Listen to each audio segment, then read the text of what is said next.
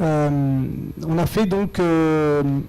un tour de France, un tour d'Europe depuis le 7 octobre qui a préparé ces universités européennes. Il y a 30 ans, donc, il y avait la marche pour l'égalité qui est partie de Marseille pour arriver à Paris le 3 décembre 1983. Pour avoir moi-même pris un minibus depuis la Drôme pour monter à cette marche, je me souviens vraiment de l'énergie que ça avait donné au combat antiraciste. Et puis SOS Racisme avait repris la démarche de faire des marches, d'aller de ville en ville, générer des mobilisations, provoquer des débats publics, solliciter les énergies et rassembler des forces à l'arrivée à Paris. La rencontre, à chaque fois, donne de l'énergie à des gens qui disent « Tiens, si on vient jusque dans ma ville, jusque dans mon quartier, c'est qu'il y a des gens quand même qui s'intéressent encore à moi et je suis souvent oublié des politiques, mais il y a quand même des gens qui viennent de loin pour venir me rencontrer. » La première des choses qui revient, c'est que les associations dans les quartiers sont extrêmement pauvres,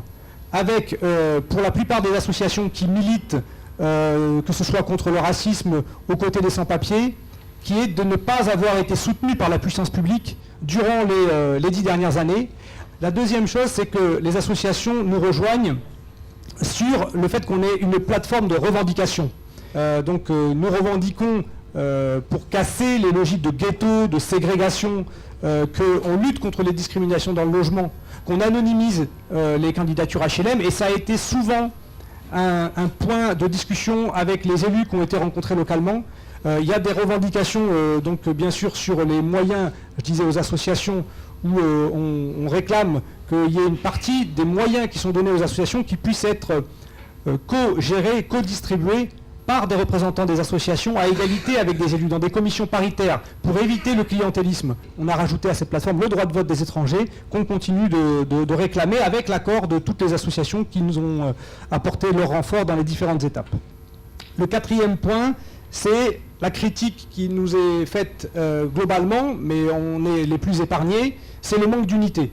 Sur la montée de l'extrême droite, qui est un phénomène maintenant qui n'est plus simplement français, qui est un phénomène européen,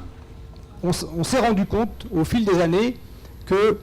la chasse aux étrangers qui seraient les boucs émissaires de la crise n'est pas un phénomène franco-français. C'est aussi ce qui arrive en Espagne, en Italie, dans des pays qui ont eu une très forte immigration dans les années 90 et qui aujourd'hui ont des scores à l'extrême droite qui sont très importants. Enfin, ce n'est pas le cas de l'Espagne nécessairement, mais on a vu le cas dans les pays à l'est de l'Europe et dans des pays même comme l'Italie. Il y a beaucoup de militants associatifs qui vont venir ici avec l'espoir qu'ils sortent de ces 3 jours une plateforme de revendication à l'échelle européenne. C'est ce qui va clôturer les 3 jours, qu'on soit capable, à l'issue de tous ces débats, de porter ensemble des revendications communes pour pouvoir peser sur les élections européennes de mai prochain en interpellant chacun dans nos pays les parlementaires qui sont le plus sensibles à nos revendications.